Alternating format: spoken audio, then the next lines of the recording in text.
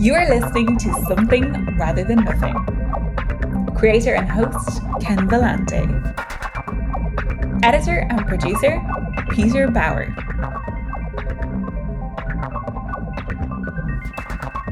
This is Ken Vellante with the Something Rather Than Nothing podcast, and I have director David Bellino here, who is a documentary filmmaker, and recently put out the Guest List documentary, which is on Reels station. We'll get into how to access this important documentary and some of the personal aspects of this tragedy of the station fire in Rhode Island, an event in 2003.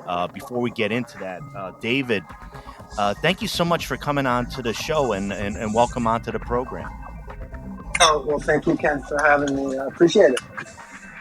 Yeah, and thank you for spending the time. We're going to get into some questions of art and making documentaries. But I know in just speaking with you briefly, the scope of the story, the guest list, which debuted just a couple months ago on the Reels network. Can you tell us, David, just as far as how you ended up getting involved in this project, and what the station fire was, for you as you try to tell this story, a very big story, as you mentioned. So take us into the guest list and station fire. So briefly, most of it has to do with my career path and my life path, which took me from Rhode Island initially, growing up, going to school in my 20s, out to Los Angeles. And when I hit LA in the Sunset Strip, it was hard rock, heavy metal, hairband world for real. It's everything you see today of what the late 80s was really like. I was able to live it, and my career started as a music video director in that world in Los Angeles. So working with the bands, the hair bands, all that craziness that went on, it was a great time in life. I mean, it was just a party, and it was also just a lot of fun, a lot of happiness, and very different than today in some ways, but without being negative. But so that career path. As I started as a Rhode Island native, it's a very small community here in Rhode Island. I was put in Los Angeles into this jungle for many, many years, 20 years, and in that industry. And it all came around full circle when I had two young girls that we just had, my wife and I, a 3-year-old, a 1-year-old, and we decided to move back to Rhode Island, just from a family and community and just going back to the small town to raise the family and so forth. Just so happened that it was right before the fire. So when my wife and I moved back, we were staying in my parents' house while our house was being built. They were in Florida, so we were doing the best we could with a 1-year-old and a 3-year-old and sleeping in our parents' bedroom again. I'll never forget waking up the morning of the fire and seeing the news. It happened at 11 o'clock or so the night before. But of course, a lot of people were sleeping or not watching the news. That's what you woke up to. Ironically, the station nightclub was about 15 minutes from my house, or my parents' house where we were staying. I didn't know about the show. It was not well promoted at all. But the world had changed at that point in time on the morning of February 21st. And to this day, it's still America's deadliest rock concert. And just briefly, the band Great White, who was a relatively popular band at the time back in the 80s, going around full circle there, back in Hollywood, they, as most of the rock and heavy metal bands, were on quite a roller coaster ride over the next 15, 20 years of their career. They were considered jokes, and people were laughing at the fact that these hair bands, and so it basically drove them to play these really small crappy, basically the type of nightclub that the station was, and that's all they could only fill 100 to 400 people, and that's really the only places they could play. So it was kind of ironic that morning there was something inside of me that was like, you know what, someday I have to be the one to tell the story. I don't know why, like whether it's because I came from the rock world and I'm from Rhode Island. And years later, just ironically enough, no one had, taken the story to this level. There's been little things here and there, a lot of press, of course, a lot of national press happened at the time, but no one ever took the commitment to produce any type of narrative or documentary. There was an excellent book that was written by John Baralick, who ended up being the co-producer with me, called Killer Show. And that was the most extensive work that was ever done on the fire in terms of what happened and who was responsible and the human stories and so forth. So without getting ahead of myself, basically there was something inside me. I don't know what it was, but I just had to be the one to tell the story because I understood the rock world. I understood these bands, and I was from Rhode Island on a personal level, and I understood how small knit the community was, and I knew how devastating, this was. And by just moving back here, it was pretty crazy. But as you know, the fire happened in 2003, and I didn't start producing the documentary until 2015. So you're saying, well, 12 years. Well, no one had done anything. And the story just kind of, I don't want to say disappeared, but I was, fortunately, I guess, the one that was able to bring it back to life, which is a whole other philosophical discussion, I guess you get into in terms of why and, all the things that go with it. But that's generally what happened in terms of why did David Bellino happen to be the one to, bring this to the screen. Yeah, yeah, and thank you, David, for that. Kind of that personal connection to it, and I appreciate your comments. I'm during the show I cover a lot of metal. I'm a really big doom metal fan, and I'm of the age of knowing a lot of the hair metal bands and those bands in '80s, and I think something you said there, which was really really true about how the popular reaction to certain styles of music, and I think in talking about the safety of clubs, I know in reading the Killer Show book, and of course seeing your documentary, just thinking about the various places as a music fan where whether it's you're caught up in things or you just don't look, it's a rock show, it's supposed to be a crappy place or something in your head.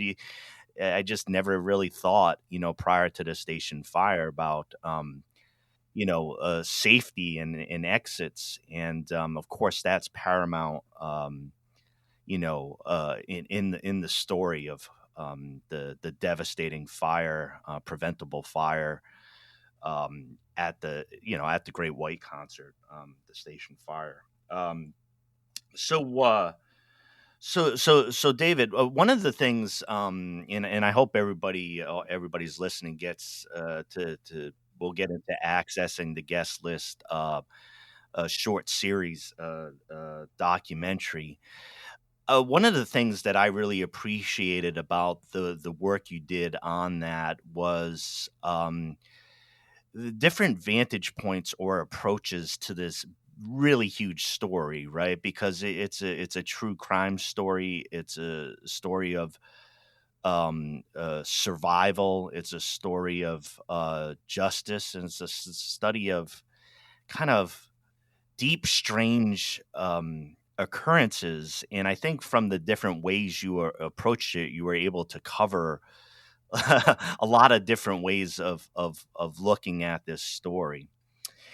Um, with regards to making a film of this sort, where it is a tragedy, but the stories are so powerful. The people, I'm from Rhode Island, Pawtucket, Rhode Island originally. I can hear the Rhode Island voices, I can hear the kind of like unique aspect in reaction to when there's been wrongdoing or corruption. There's a lot of emotional content in this, David. How did you move through this with your goal of really trying to tell the story the best way in the right way? What was that effort like for you? Yeah, it gets into the whole process of being a documentary filmmaker in the first place, and why you want to take on a story. And probably the most magical thing is that I'm not sure. I don't want to say most documentary filmmakers don't know exactly what they're making at the beginning, but it is true, and it's a process of evolution and creation. It's you're shaping something. You obviously know the subject matter. You know the issues you want to attack and some of the themes possibly. And I knew what I was doing in terms of moving forward with the Station Nightclub documentary, but it was months and months and years of the guest list. Where did the guest list come from? Well, the guest list came from the concept of something I'd read and I picked up about Jack Russell's guest list. And I'm thinking to myself, oh my God, I mean, we're taking a story and revolving it around the people who are actually, he put on the guest list that those 2 days prior to the show.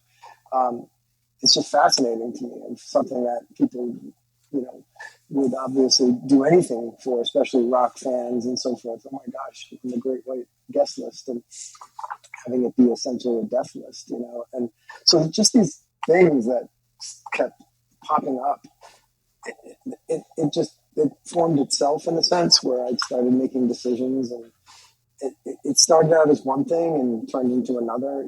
It took me many years just to develop the relationships with the people, and we hit on some really good topics, and one was the power of the stories, and in a sense it's the performance that you would typically use that terminology with an actor or an actress, that they presented an incredible performance in a scripted film. Well, in documentary it's not performance, it's real. But I'll tell you, these people we're so devastated, and it's still a very, very sensitive topic, that in order to get the so-called quote unquote performance that we got out of those subjects, they're not actors, they're not actresses, they're real people. But in order to see the emotion that you saw in their faces, you're not going to stick a camera in front of their face after meeting them, for 10 minutes like you do in the news. I mean, you have to develop a relationship so they trust you. They trust their feelings with you and their emotions. And so it took many years just to develop that. And so people don't understand, well, 5 years making this thing, it wasn't that the camera was rolling for 5 years. This is what it takes to get down to the root of what you saw, and how people can feel comfortable telling you the story. So all these ingredients, just the guest list and things and music, and how important rock music was to these people, and all this stuff. This is not in your head initially, right? So in other words, okay, I have this idea. This is stuff that happens over the course of the process of documentary filmmaking, which goes back to your whole theme here is art. That is the art. I mean, that's what it's about. It's so fascinating being a documentary filmmaker to have a core, topic, and to have an idea of what you want to do, and watch this piece of art develop in front of your eyes with in your brain and your hands are forming this. And it's the editorial choices and the cinematography choices and the sound design choices and all these things that go in, this ingredients that at the end of the day, when you watch it, were you touched? Were you moved? Did you cry? Did you laugh? Did you, all of these things that you want to affect people as a filmmaker, that is the art form, is making those choices, of doing those things to tell the story. Yeah, and there's some powerful there's some really powerful moments in in the stories of folks who didn't go and did go. And I think your instincts on, the idea of the guest list from Jack Russell, where you'd have this real deep chance, right? Somebody could have been there, somebody was too tired, they ended up being there, they were there later. And it's fate. It's, do you believe in the concept of fate? And you can hear that, and yeah, exactly. It's by chance and happening to be in the tattoo parlor that specific night for whatever reason. I mean, you couldn't write this stuff, well, yeah, so I wanted to expose that. and I agree on the some of the within the story, and so folks know a little bit more specifically without um with the station fire, what the actual physical location was a rundown and rather unsafe, and kind of an uninspected location, and there had been some soundproofing done with flammable type of foam in order to mitigate some of the noise in the neighborhood from the station.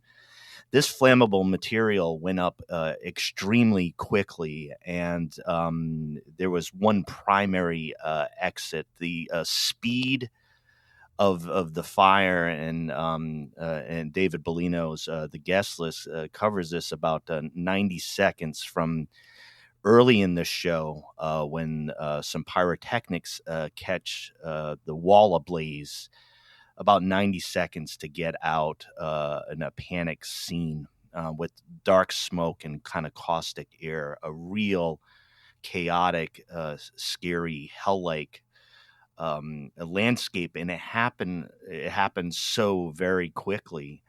And the randomness and some of the things we were talking about, Dave, just as far as chance, whether you were there, where you located when things happened, just played out to just incredible, and at time tragic consequences, with the loss of life of 100 people in this incredible fire. And David, I learned that a little bit earlier, and I didn't quite realize this at the time. There had been a Chicago, a stampede in Chicago at a show just a few days earlier in 2003. And another incredible piece of the story was that the fire marshal had commented on that story in Chicago, and made comments, doubting such a thing would occur in Rhode Island, which happened a few days later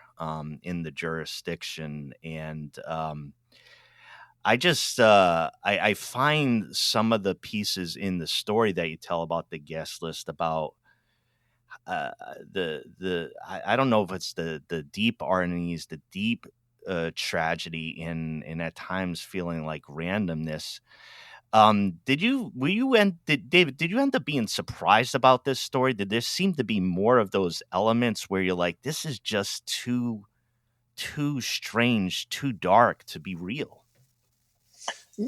Yes, and I think when I read John's book, I mean, there's a lot of things that had to come together for this to be made. I mean, this project was almost canceled, probably, I'd say, at least 3 or 4 times for various reasons.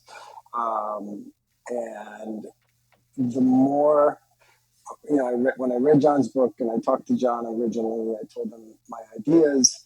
A lot of what I read in the book, just the concept of tattoos, for instance, and knowing there's two, a beautiful young couple were both killed the night of the fire together. They were just married a year prior. And it had to do with them showing up in a tattoo parlor the same night of the show. Jack Russell was in the tattoo parlor, happened to put him on his guest list. Well, later, as I began to read John's book, realizing that the only way some of these people could be identified was by their tattoos, how badly burned they were, but yet, the dermis and the element of how tattoos are, in the skin, they're used to identify people, and just the whole irony of that. The whole tattoos being such a rock and roll thing, and tattoos being able to tell the story, and then one of the characters in our film at the end creates a tattoo photo gallery to tell the stories of these victims. So just just that alone, the concept of tattoos and how important that was. It's dark. Talk about dark. Being able to, the only way that you are identified is the same thing. So all these things you're talking about just fascinated me. Whether it was the love of music and like you said, going back to your comment about the Stampede. Well, one of the owners of the club, one of the brothers, that night thought it was a great idea to do a story about nightclub safety based on what had happened also in Chicago, and he brought a cameraman, one of his cameramen, who used to be he was a news reporter as well, into the club that night, the night of the show, just coincidentally to get B-roll, to do a story on nightclub safety, going back to the comment about, this could never happen here. So that's why the fire was captured inside the way it was. You got to remember, this was before, cell phone cameras and before Twitter and YouTube. This is just before that, just before the break of that in the early 2000s, which is fascinating because we don't see those kind of stories captured that way. It was just from this single news camera. And that, ironically, the reason why that news reporter, news cameraman was there was because the club owner invited him there to do a story on nightclub safety. So all of these things you're talking about, these chances and fate and darkness, and I just thought that was fascinating. So as a filmmaker, again, going back to the topic of art, I personally just tend to be, I don't want to say on the darker side, but it fascinates me. And if I can draw, a line from that darkness into something that means something to somebody, because the things we're talking about, even though they're hard to deal with, I mean, Lita Ford, some of the people, who I interviewed asked me, why are you doing this? Like, how could you do a documentary on this? I mean, it's almost like it was taboo. Like, you can never touch this topic. It's so dark. But personally, going back from an artist standpoint, I think that's what fascinates people. And if you can bring some kind of light, from that, or draw some type of conclusion for people or help people along the lines, that's kind of my motivation. Was I'm fascinated by these topics, but I also wanted to do some good. Yeah, and absolutely. And I wanted to ask about that, David. In hearing about creating this art, and I understand, or think about the dynamics that you mentioned. I think part of the thing in discussing art in creating documentary film, and with a purpose towards telling these stories, potentially healing. I mean, I think the role of art within the documentary itself, when you saw the photographic exhibit and display, and with the survivors, I saw a lot of creative pieces where people are trying to make sense of of what happened. There's a question I have in particular for you, about um, about the station fire itself and what had happened in Chicago. Did you discover, as a result of the investigative part of telling this story and digging deeper, did you believe or see that the conditions that created this tragedy, did you think there's been progress made on this, say nightclub safety? Did you see progress made this on this made in Rhode Island or on a bigger scale nationwide? Well, I think like anything, when something happens of that magnitude, unfortunately, politics kicks in, right? So the state of Rhode Island, okay, we have to do something. And I'm not saying that people wouldn't want to or shouldn't have changed things, whether it's fire codes, sprinklers. So yeah, things have changed to some extent. But one of our characters in the film, one of my subjects is Jay McLaughlin. And Jay was a battalion chief fireman in Rhode Island for many, many years. Ironically, as a first responder, he also lost two people. And those are that young couple I was telling you about earlier in the story here. He has a lot of bitterness, and I think one of the things that you'll see if you do watch the film is the anger that still resides inside of these people.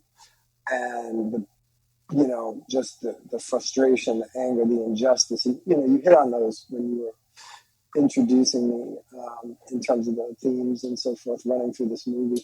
One of the things I got into with Jay and as well as Jim Gahan. Jim is another character in the film who lost his only son. Very different attitudes, very different personalities. But they both, one of the most important things to them was, is this going to change? Is this ever going to happen again? If anything, will some good come from this so that other parents and so forth can never go through this again? And I think you see that things do change for a while, and then they begin to revert back. I don't know the details on it. I'm not, in that world necessarily, but I can tell you from people like Jay, when you do watch this film, you believe Jay. He's a very believable, authentic person, and being in the business of firefighting for 30 years, I believe him. I believe John Barelick from an attorney's perspective. So I think things change to some extent, but they begin to sort of revert back again. It's like any other type of tragedy that happens around the world. All the attention is paid, and people need to do something, right? They need to justify making changes, in the political world that they live in. But how long that stays, 10 years later, who knows? So again, I can't really get specific about what specific laws changed and then reverted back, but that's the general vibe that I get. And these are from very reliable, believable people. Yeah, and I appreciated that the pieces with McLaughlin and it, I was watching it, and my girlfriend said I think you might have grown up with that guy. There was just something that was Rhode Island. There was something about just the response, just the raw. Yes. Honest response to being screwed over that Right. And there's a Rhode Island thing in there that I picked up of just this cynicism of where's the justice, what about us, and it was really powerful. And it was something that I was able to be like, yeah, man. Yeah, I mean, I was yelling at the judge during the documentary.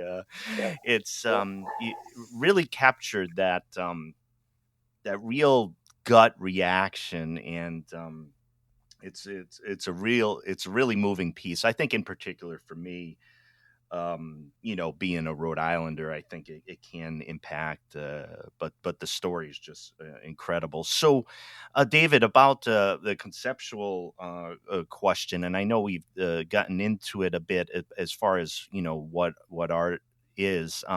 Documentary, I adore documentary film, and as I've started to try to make small documentary films, and just learning, I've just become amazed at all the difficult choices and all the things that go into it. But as far as the art form of documentary of filmmaking or art in general, as a creator, David, what is art?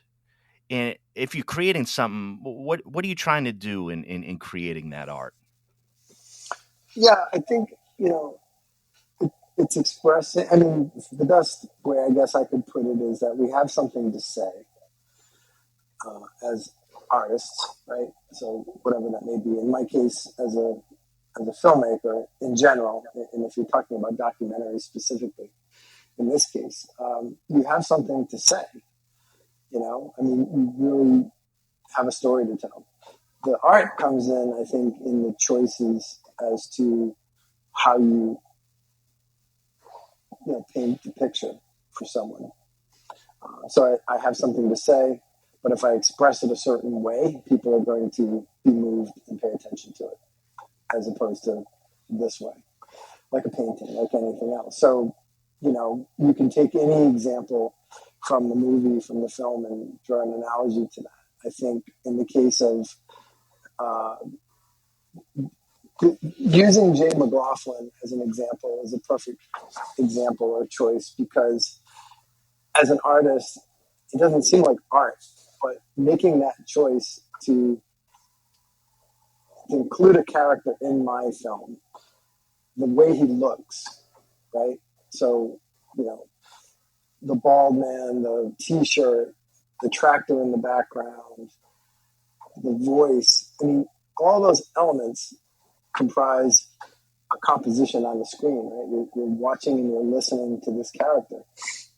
And at the end of the day, I felt that my audience would really believe Jay McLaughlin, believe him, fall in love with him, maybe be angry with him, all the things you're saying. Right? He was yelling at the judge too. So the choices going back to my choices as an artist, that's an artistic choice. I mean, I know it sounds like it's more of a factual, sit someone down in front of the camera and have them tell you something, but that is very much an artistic choice, because at the end of the day, it's making sure that it's being expressed properly, that you're going to pay attention.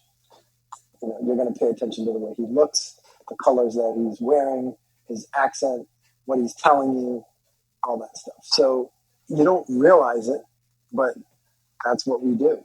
That is making those, and that's just one example. I mean, obviously the film is scattered with, imagery and snow falling and seasons. Let me just give you this final example. It's not overly obvious, but one of the biggest things to me, being a New Englander, is how important the seasons are. The spring, summer, winter, fall, and the changes that take place between.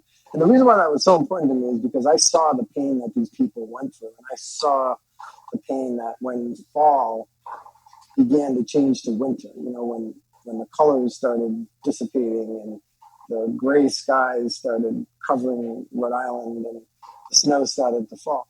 These people, their brains and their hearts just completely switch. It switches back to 2003. Like, they feel it coming again. Do you know what I'm saying? Like Paula and Jay feel when February comes on, and so it just in the same way when the spring comes, it's almost like a relief, right?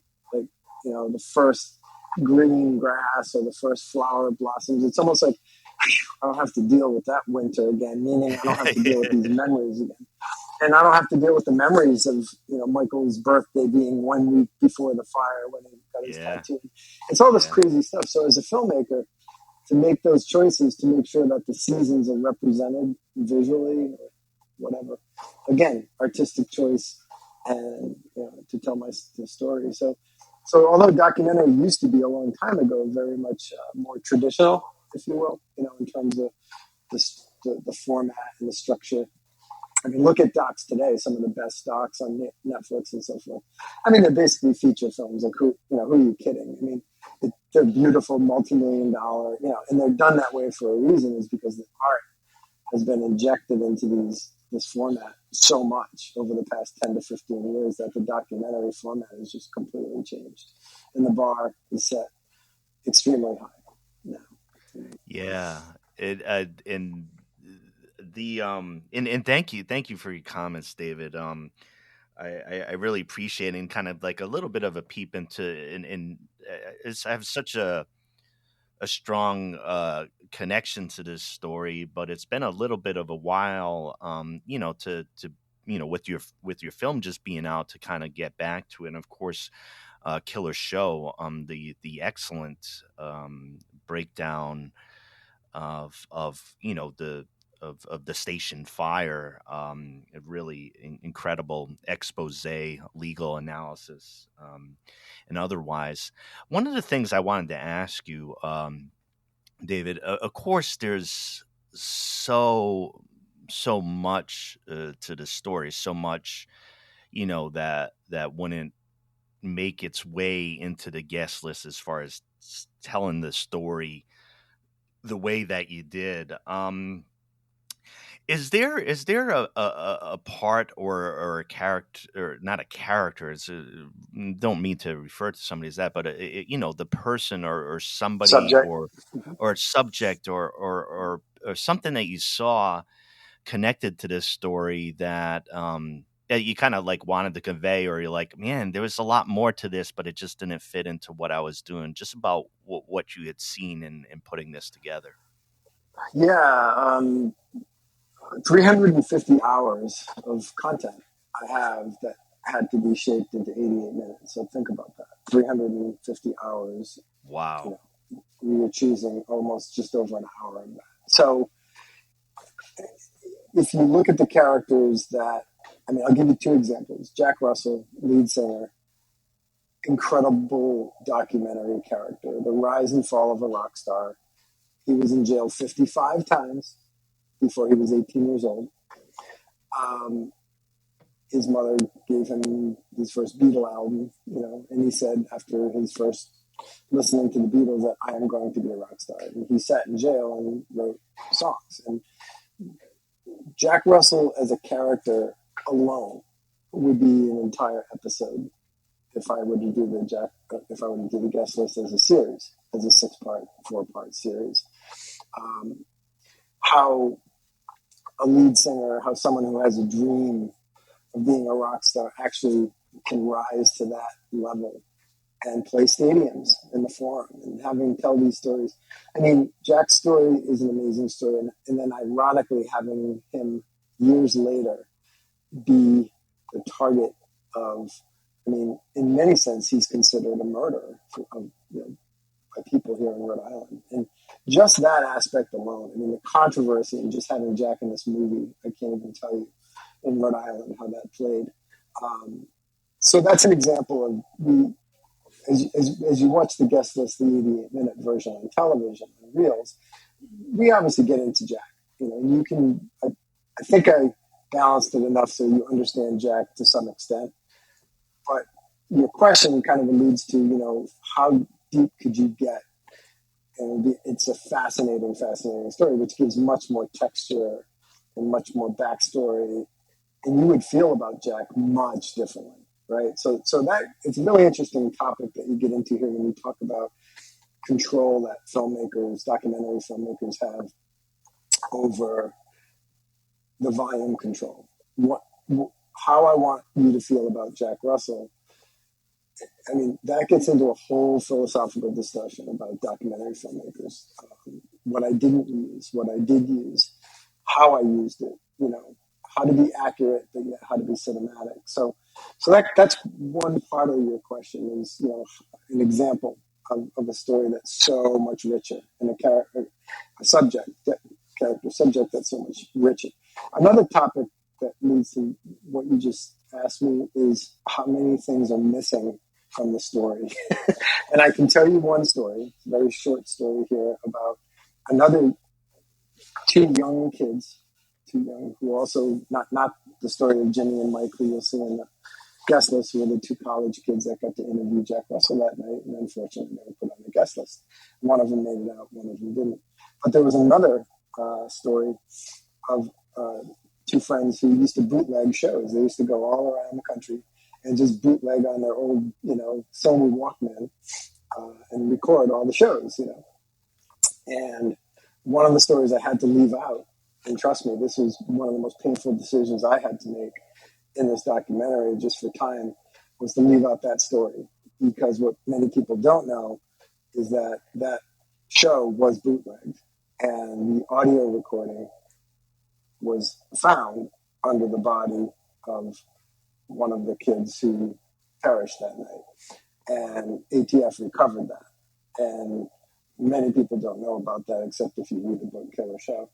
But it's not just the cameraman's video that you see on the news, but there was more to it. And the story of those two friends was something I unfortunately had to leave out of this. So I guess if you really understand the guest list in terms of how deep the story should go, could go with these subjects and these characters, and also the stories that you didn't hear about, you can kind of get a sense how 88 minutes was a very difficult challenge to tell the story. Yeah. Yeah, I could and it just thinking about in terms of artistic choices. I was when in looking at the film and taking up the issue of Jack Russell, for example, I thought you did a phenomenal job to, uh, I'm sure there are decisions around where you encounter people and saying, "There's no friggin' way you can put that." There's don't put that person, don't even show that person, but there's so much unresolved, I think, within this story. And you talking about, Mm-hmm. that your exposition here is like an extended treatment of this, where there hadn't been that. There's a lot unresolved for people to encounter. So I think you present folks in a way to be like, how do you make a decision about Jack Russell, who wants to help, who screwed up or was near around incredibly tragic screw ups or mistakes, and is trying to help, and people don't want his help, and you've done something or been involved in something, and you try to make it right. And how the hell do you do that? It's unresolved. Can you help? Should you help? And I think it's important, even though that lacks resolution, to it's something to deal with, I guess, right? It's a really good point. And I specifically, especially with Jack, is I didn't want to leave the decision of how you were going to feel. Remember, we talked a little bit about the volume control level and setting it to a 1 or a 10. I mean, could I make Jack look like, a very, I can make Jack look any way that, trust me. And it was a big challenge for me. It took many, many months in the editing room to make sure that it was balanced. Because at the end of the day, what I wanted you as a viewer to do is have all the information you need and the emotions you need and the backstory you need. And like I mentioned about Jack, it's so much more that you didn't see and whatever. But I think the choices that were made in the time frame that I have were sufficient to make you feel different. Because it's funny when people leave the film, how many people feel one way or the other about Jack. So I know I did my job, right? Because if everybody left the film thinking the same way about Jack, then I did not do my job. If everybody leaves feeling something different about Jack, that means they took and they interpreted the scenes and his feelings and his emotions and his dialogue and everything, and they interpret it their own way, right? So a longtime great white fan who, or the parent of someone who died that night are going to feel very different about Jack Russell. So, but the point is that I took a lot of time in trying to, and that goes for all the subjects. I mean, when it comes to Joe Kinnan, who was the burn survivor, of course you fall in love with Joe and Carrie and Hadley and their family, and we tell the story of survival. And I mean, that's a little bit more biased in a sense where, how can you not do anything except fall in love with Joe Kinnan? But in the case of Jack Russell, it's very subjective. And so I wanted to make sure it was very important to me, especially after all the hurdles that we went through. And you can imagine the film without Jack Russell, let's put it that way, because it was Jack Russell's guest list. And it just wouldn't be the same movie. So one of the challenges I had many people on Rhode Island not want to participate because Jack was in the film. And I had to stand my ground and say, look, you have to, again, how can you tell these people that they can't feel the way they can? I get it. I understand it. I'm not, against what they're symbolizing here. But I said, this can't be a story about Rhode Island. A lot of people aren't going to care. I hate to tell you, but it has to be a global story. It has to be the rock star, the rise, the fall. It has to be global themes of survival. It has to be, you make a story about Rhode Island and it's going to sit on the shelf. If you make a big story that has a lot of things that anybody in the world can relate to, on themes and topics, then people will pay attention and they'll see that little world in Rhode Island. And it's basically a metaphor, right? So that's why I said, look, and it's a very, if you think about this, what I'm going to say here, it's a choice between Jack Russell or somebody who's a station fire survivor. And you say to yourself, as a documentary filmmaker, how could you possibly make that choice? Well, that's the reason why, is because in the grand scheme of things at a global level, that was what was going to make the film more successful and watched by a bigger viewing audience, which is the whole point. So that more people in the world would see Joe Kinnan and understand if Jack was in the movie. And it sounds crazy and it sounds completely, in reverse of what you would think, but that's the philosophy I had to use. Not that I had to justify putting Jack in the film. It's my film, but I was trying to explain to people who are critics that this is why it's important to have that dimension and have those layers of things in your movie. Again, going back to the choices of art, to make it a better film.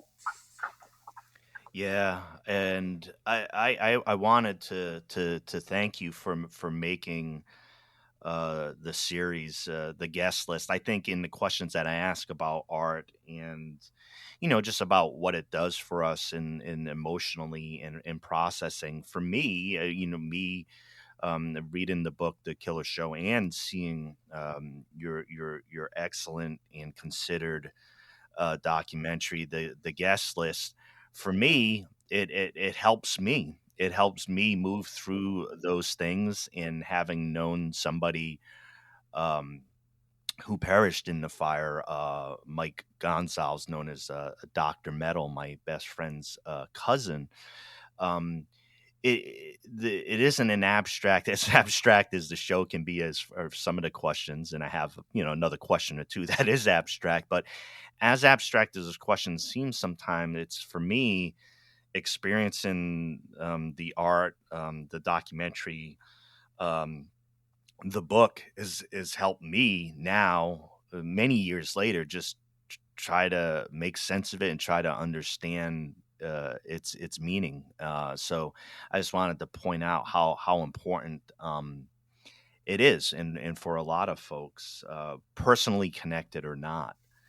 Well, two quick things just before I forget is Dr. Metal and Mike Gonzalez. Ironically, we went through we actually have a 4 or 5 minute segment put together, going back to my topic to you about how much we wanted to fit in and we couldn't. But we do have a segment on his story that wasn't able to be put into this version, with WHJY and the whole piece. So that was also, I don't want to say a regret, because saying regret, these choices had to be made for reasons of time for the most part. But that was one topic. The other topic I just want to touch on quickly, when you mentioned the book Killer Show, one of the pieces that had to come together was John's book Killer Show. And just like Jack Russell, just like all these other pieces that the film would not have been made without, I had to convince John, because John originally is not a Jack Russell fan, as you can tell from the book. But John eventually really understood it, and John and I became very close, and we made a powerful duo because he agreed to come on as co-producer, and he agreed to let me use the book as the foundation story based upon. So that's where my fact came from. So the credibility of the film increased significantly having the book as the foundation. So the way we kind of marketed this, in a sense, is that because we had a very short amount of time on the documentary, at least this version, hopefully it will go to a multi-part series, but this 88-minute version, if you take the doc and the book together and you think of it as a package, and just like you said, read the book, then watch the doc, those two elements of art combined, because the book can get into much deeper factual stuff, and obviously books do what books do, but you don't have that, music and the emotion and the characters and the faces and all that stuff you do in the doc. So when you combine those two together, and you read it, and you read the book and you watch the doc, it makes a very powerful statement that hopefully will affect people as a package. Yeah, and the excellent, as I mentioned, John Barlick, the Killer Show. is generally available. I ordered it prior to watching your film, the series, David. And it must have without the deliberate marketing that way. I viewed them very much as together, and just high quality, thorough work on very complicated issues. Hey, David, I got the big question here, and it's one of those big philosophical questions here at the end. I wanted to ask you, as a creator, maybe as a maker of art and things, why is there something rather than nothing? You know, when I see that or hear that question, the only thing I can think of is putting it in my terms of the same question I got from the rock stars is why did you do this? Why would you do this? That's kind of the question, right? It's almost like, because if I didn't, there would have been nothing. So, and so I guess to me, it's because I think you have something to say, and without something to say, you, in this world, you won't have that viewpoint. And so, again, going back to this specific example, I feel this is something because it's something that nobody has experienced before. Nobody would ever experience this story this way without creating what I created. And we wouldn't be having this conversation, and people who I've talked to who saw certain scenes and they started crying, that never would have happened in their life, right? So it's almost like if that never happened, then the subsequent things that trickle down from that would never happen either. So I don't know. I guess it's just a question that's obviously a very philosophical question, but that's what makes life. I mean, by creating new viewpoints and new experiences and new art, so that, I mean, the biggest thrill I get is watching people react, and having it change their life. I mean, there's nothing more powerful than someone saying, "I just watched a movie, and I'll never forget it. I'll never forget the scene of something." And the fact that as an artist you can change someone's life who just watches it because it affects them so much for whatever reason, because they can relate to it and they have a personal relate to it. And I guess I'll just punctuate it by saying Jim Gahan, who was the father of the only child, said to me, "Thank you so much for doing this, because now people will finally see the nightmare that we have to live with every single day as a parent when we wake up." Wow. Because this will never go away. So, something rather than nothing is, I guess I just helped the parent somehow, in some way, maybe cope with the rest of his life every day, because there's now a story that has a viewpoint that they can feel, hey, my son's story or my brother's story or my father's story, my mother's story is finally out there for the world to see, right? So they have something now. Yeah. Does that make sense? Yeah. Thank you. Thank you so much for that. Hey, David.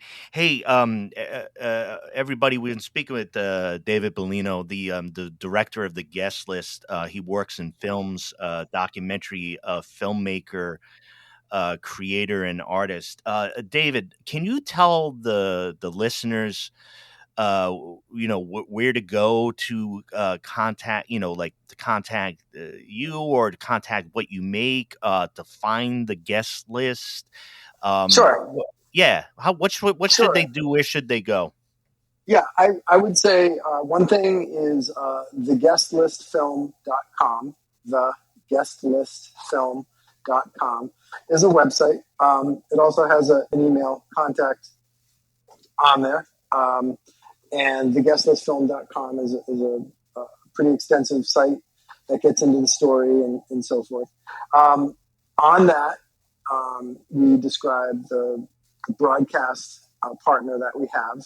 So currently, there's a 88-minute documentary television version on the Reels channel. That's REELZ.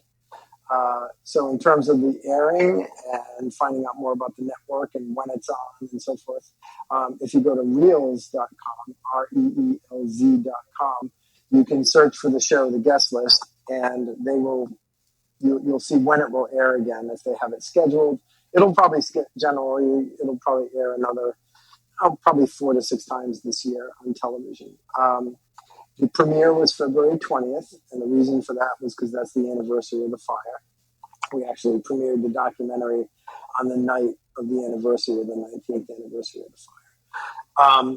The way Reels works is since the premiere was on February 20th, that was about 2 months ago, the Reels channel waits until May 1st, which is actually yesterday, and the guest list should be available on the Reels app.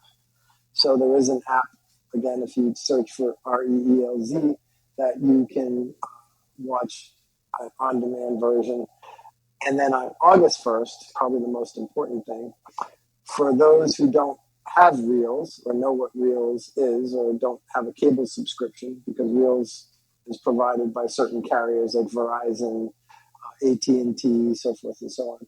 But if you're only a streaming person and all you do is Amazon and Roku and those kind of things, on August 1st, Reels is moving the documentary to their streaming platform. So that starting August 1st, you will be able to go to Amazon Prime, Roku, Voodoo, and some of those other streaming platforms. And if you search under the Reels shows, you'll be able to find the guest list after August 1st on the streaming platforms. Well, that's wonderful to hear. The access the folks will have to this very important documentary. And David, I do want to thank you for your time coming on to the show. It's such a topic that you've invested so much into in trying to tell the story the best way possible for folks.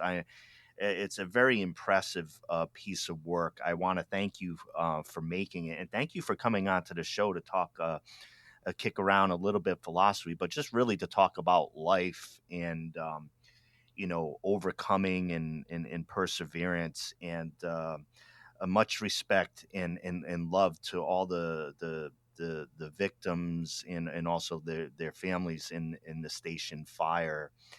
Thank you, David, for coming on the show, and for your bravery and in your artfulness in telling this story and the stories that you tell. Really appreciate it. Yeah, thank you very much too for having me. I appreciate it. And again, I'll also pass along the same thank you to the participants, because just touching on what you said, the whole motivation, reason behind being in the film for many of these people is because they wanted to help somebody in the future. And if a father could help another father down the road or so forth and so on, that's what gave them the motivation, is to teach people, let people learn, hope this never happens again. And I'm glad I was the one that was able to take that and put it in some type of artistic form and bring it to life. Amen. Thank you so much, David. Great pleasure talking with you and learning from you. And best of luck in all you do. I really appreciate you. Thank you, Ken. Appreciate it again. Thanks for having me. All righty.